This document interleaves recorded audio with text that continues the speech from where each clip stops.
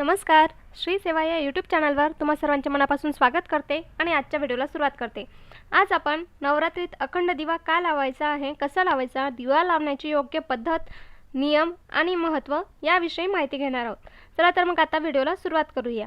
याआधीही नवरात्री विशेष भरपूर व्हिडिओ मी चॅनलवर अपलोड केले आहेत, तेव्हा चॅनलला भेट देऊन ते व्हिडिओ नक्की पहा. चला तर मग आता व्हिडिओला सुरुवात करूया.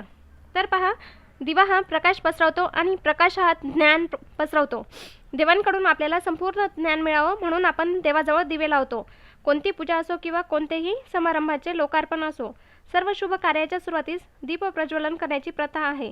ज्या प्रकारे दिव्याची वात नेहमी उंचावते, त्याचप्रमाणे माणूस देखील उंचावत राहो, हेच दीप प्रज्वलनाचे मुख्य अर्थ आहे.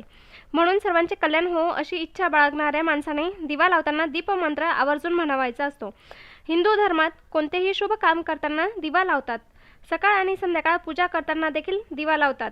वास्तुशास्त्रात दिवा ठेवण्याच्या आणि त्याला लावण्यासंबंधी काही नियम सांगितलेत. दिव्याची वात कोणत्या दिशेने असावी या संदर्भात वास्तुशास्त्रात पुरेशी माहिती मिळते आपल्याला. वास्तुशास्त्रात हे देखील सांगितले जाते की दिव्याची वात कोणत्या दिशेला ठेवल्यावर त्याचा काय परिणाम होतो. तर पहा, नवरात्रात अखंड दिव्या का ठेवतात, तर आपल्या हिंदू धर्मात नवरात्राला खूप महत्त्व आहे. आपण वर्षातून 2 वेळा देवीची उपासना करतो. नवरात्रीत देवी आईला प्रसन्न करण्यासाठी भाविक लोक घटस्थापना, अखंड दिव्या, जागरण इत्यादी करतात. नवरात्राच्या 9 दिवसात आपण घरात घटस्थापना आणि अखंड दिवा लावतो. या अखंड दिव्याला न विझू देता तेवढाचा नियम आहे. तो तेवत राहावा असा हा नियम आहे. हा अखंड दिवा लावल्यावर आपण याला एकटे सोडू शकत नाही आणि त्याला विझू द्यायचे नाही. जर का हा दिवा विझला तर हे वाईट मानले जाते. तर हा दिवा जर समजा विझला तर मनात कोणतीही शंका बाळगायची नाही, तो पुन्हा लावायचा आणि देवीची क्षमा मागायची. नवरात्रात अखंड दिवा कसा लावायचा, तर पहा, नवरात्रात अखंड दिवा लावायचा असतो. तर तो कसा लावायचा, तर पहा, नवरात्रात 9 दिवसांपर्यंत देवी आईला प्रसन्न करण्यासाठी आणि इच्छित फळ मिळावे म्हणून गाईच्या साजूक तुपाचा दिवा, अखंड दिवा लावतात. जर तूप नसेल तर तुम्ही तेलाचाही दिवा लावला तरी चालेल.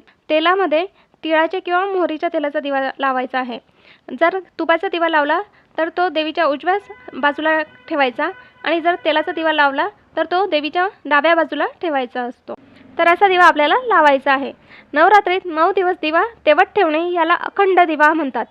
असे मानले जाते की नवरात्रीत दिवा तेवत ठेवल्यानं घरात सौख्य आणि शांतता बनून राहते आणि सर्व कार्य पूर्ण सिद्ध होतात. म्हणून नवरात्राच्या पहिल्या दिवशीच संकल्प घेऊन अखंड दिवा लावावा आणि त्याचे नियमाने संरक्षण करावं. आता अखंड दिवा लावण्याचा विधी काय आहे, तर मी तो तुम्हाला सांगते. नवरात्रात अखंड दिवा लावण्याचे काही नियम आहेत ज्यांना आपल्याला पाळायचे आवश्यक आहे, जेणेकरून आपल्याला इच्छित फळ मिळू शकते. सहसा लोक पितळाचा दिवा अखंड दिवा म्हणून ठेवतात. जर आपल्याकडे पितळाचा दिवा नाही तर आपण मातीचा दिवा देखील लावू शकतात.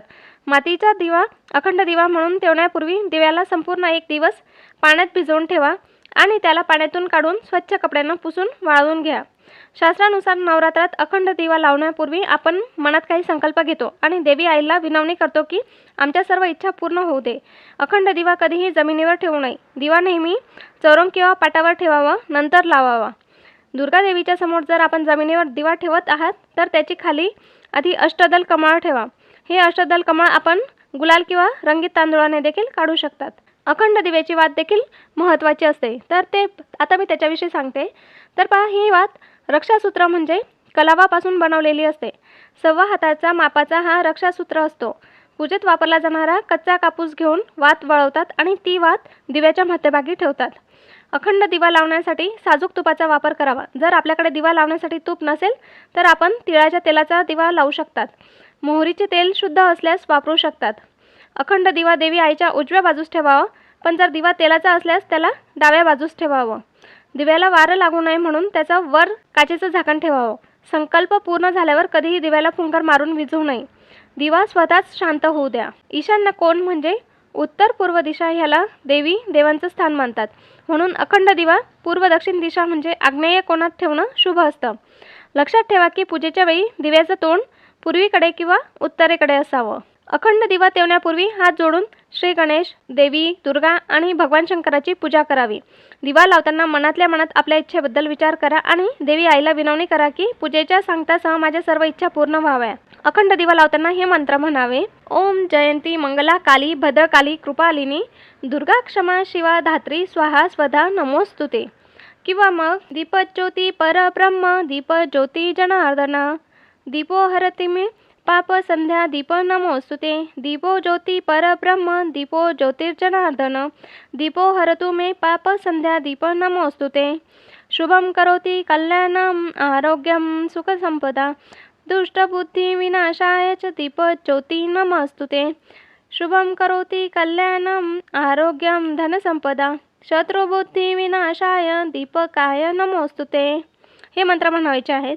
त्यानंतर मग अखंड दिवा लावण्याचे शुभ नियम काय आहेत तर ते मी आता तुम्हाला सांगते। नवरात्रात अखंड दिव्याची वात पूर्व दिशेला ठेवल्यानं आयुष्य वाढतं, दिव्याची वात पश्चिम दिशेने ठेवल्यानं दुःख वाढतं, दिव्याची वात उत्तर दिशेने केल्यानं धनलाभ होतो आणि दिव्याची वात दक्षिण दिशेला केल्यानं तोटा होतो।